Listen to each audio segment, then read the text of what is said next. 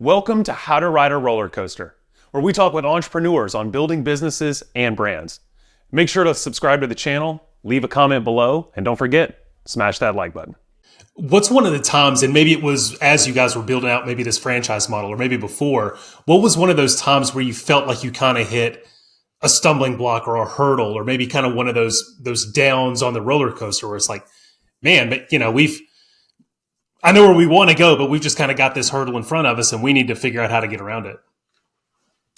So we have been supporting franchises, franchisors and franchisees for 15 years.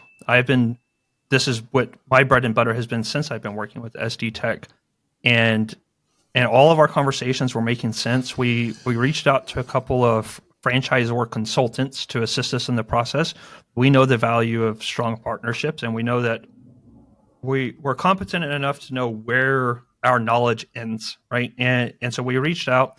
We found this wonderful guy out of California who was there, and he was holding our hand through a lot of it, and he was helping us get ready. And you mentioned how I come across as a person who's builds things around the processes and the structure. That was our hurdle, David. That was our hurdle. As much as we thought we had things, as we started asking ourselves questions, what would a new franchisee, an SD Tech franchisee, what would they need? Yeah. And then we're like, oh, well, they would need this. And it's like, where do we have that? And I'm like, well, Wes, you taught me that while I was sitting next to you. And then I've taught our other employees that. But it's not documented anywhere. It's not documented anywhere.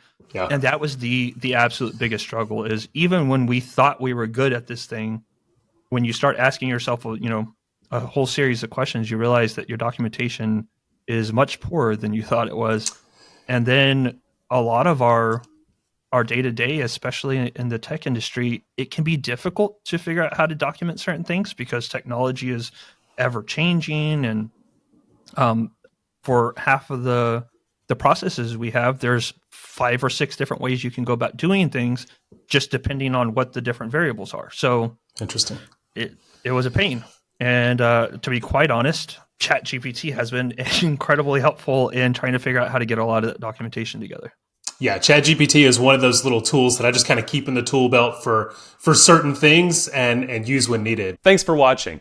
Be sure to leave a comment below and don't forget, hit that subscribe button. Until next time.